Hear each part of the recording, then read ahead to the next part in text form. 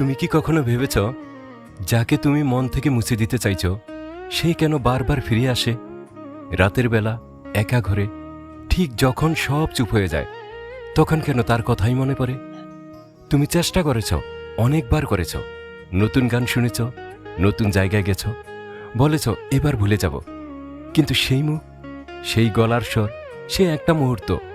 কোথাও না কোথাও আটকে থাকে এটা দুর্বলতা না এটা পাগলামিও না এটা মানুষের মনের সবচেয়ে পুরনো এক ব্যথা আজকে আমরা সেই ব্যথার নাম ধরব মনোবিজ্ঞান বলে আমরা মানুষকে ভুলি না আমরা ভুলি তাদের সাথের অনুভূতিটাকে যে মানুষটাকে তুমি ভুলতে চাইছো সে আসলে একটা অনুভূতির ঠিকানা হয়ে গেছে নিরাপদ লাগার অনুভূতি বোঝা পাওয়ার অনুভূতি অথবা শুধু কাছে থাকার অনুভূতি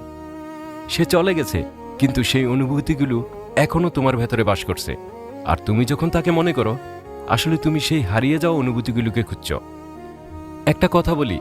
ধরো তোমার ছোটবেলার একটা বাড়ি ছিল সেই বাড়িতে একটা জানালা ছিল সেখানে বসে তুমি বৃষ্টি দেখতে বাড়িটা এখন নেই কিন্তু বৃষ্টি এলে তুমি সেই জানালার কথা মনে করো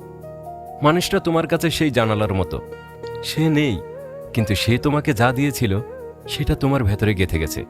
এটাই ভালোবাসার সবচেয়ে নিষ্ঠুর সত্য যে যত গভীরে ছিল তার শূন্যতা তত বেশি কথা বলে রাত তখন হয়তো 11টা তারিন ফোনের স্ক্রিনের দিকে তাকিয়ে আছে স্ক্রল করছে থামছে আবার স্ক্রল করছে সে জানে ওই নামটা সার্চ করা উচিত না জানে ওই পুরনো ছবিগুলো দেখা ঠিক না তবু আঙুলটা থামে না কারণ সে ভুলতে চাইছে না সে আসলে একটু অনুভব করতে চাইছে যে সে একসময় কারো কাছের মানুষ ছিল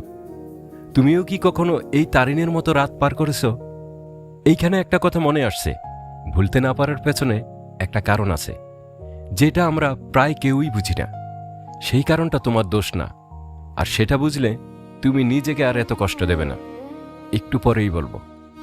মনোবিজ্ঞানীরা এই অবস্থার একটা নাম দিয়েছেন অনাহত স্মৃতি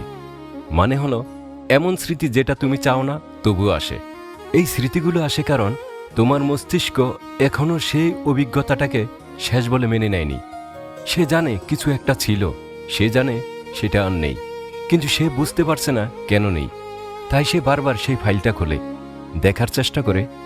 হয়তো এবার বুঝতে পারবো এটা তোমার দুর্বলতা না এটা তোমার মস্তিষ্কের ভালোবাসা সে তোমাকে রক্ষা করার চেষ্টা করছে সে তোমাকে বোঝাতে চাইছে তাহলে কি করবে ভুলে যাওয়াটাই লক্ষ্য না লক্ষ্য হলো সেই স্মৃতিটার সাথে শান্তিতে থাকা মানে হলো মনে পড়লে ভেঙে না পড়া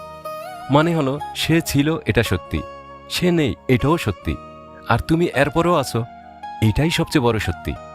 তাকে মুছতে হবে না তাকে একটা জায়গায় রাখো মনের সেই তাকে যেখানে পুরনো বইগুলো থাকে